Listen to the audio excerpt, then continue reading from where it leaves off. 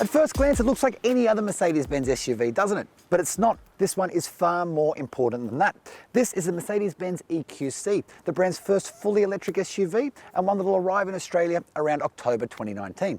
And when it does, it will be carrying the battery electric weight of the world on its shoulders, because this is the first model to be released under the new EQ sub-brand, and it's one that's expected to blaze a new and all-electric path for the company. In other words, it really, really needs to be good. So does this all-electric Benz live up to the hype? There's only one way to find out. While full pricing and specification is yet to be revealed for Australia, we have been told to expect a car that's under $150,000.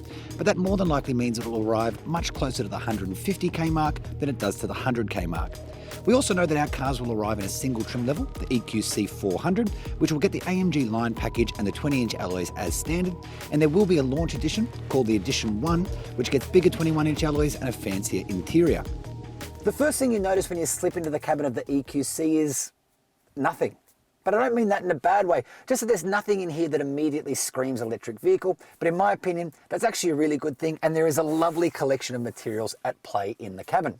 Now, the EQC also gets the latest MBUX infotainment software, and it's fed through these massive screens that take up most of the dash. But there's some clever EV stuff too, like the intelligent navigation system that won't just plot a course to where you're going, but will include all the recharging points along the way and how long you'll have to spend at each one of those recharging points to get to where you need to go. The other interesting thing to note in here is that while Mercedes says this car is 85% different in terms of its components to the GLC, both cars are built on the same production line. And that means some interior packaging issues which are unique to internal combustion cars are still present in this electric vehicle, namely this central tunnel that runs from the dash all the way to the back seat.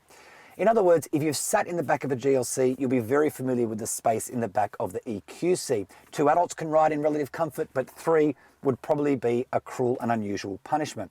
Now, there are 2 ISOFIX attachment points, 1 in each window seat in the back, and the cup holder count sits at 4, 2 in the back and 2 in the front.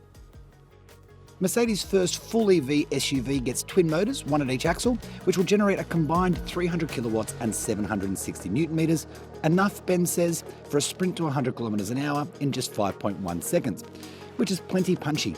Top speed, however, is limited to 180 kilometers an hour. There's an 80 kilowatt hour battery pack under the floor, which Ben says will produce a range of around 450 kilometers, and the EQC can use a 110 kilowatt fast charger.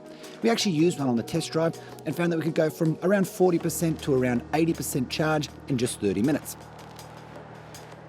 Here's a fun EV fact for you.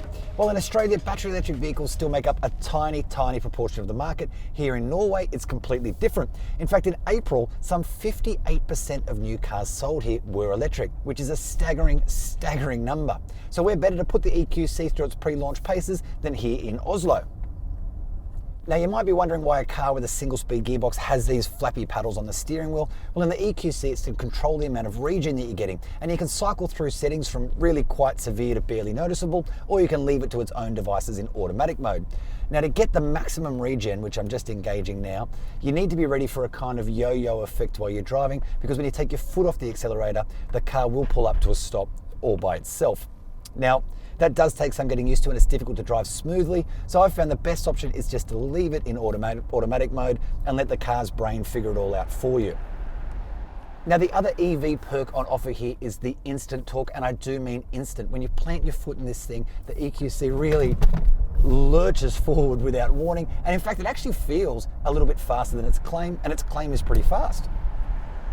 Now, there is a lot of weight to be moved around here. In fact, the batteries alone weigh around 650 kilograms, and all that weight's usually never a good thing when it comes to negotiating really tight and tricky corners. And while we haven't spent that much time behind the wheel, I do get the impression that EQC is at its most natural best when it's negotiating smoother sweepers rather than really tight, tricky stuff, where you can ride that wave of torque out of a corner exit.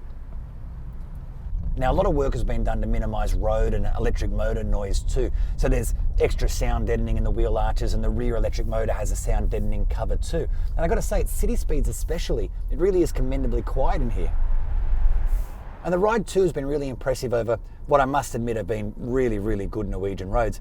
But taken all together, it adds up to a vehicle that is comfortable, quiet, and really everything you might expect a Mercedes SUV to be. Only this one is electric. This might be the first electric SUV from Mercedes, but importantly, it does not feel like a first attempt. So I guess the point is this: at no stage here does it ever feel like you're paying a real penalty for driving an electric vehicle. And in fact, there are several perks. And with charging infrastructure improving all the time in Australia, Benz's battery electric future is looking bright.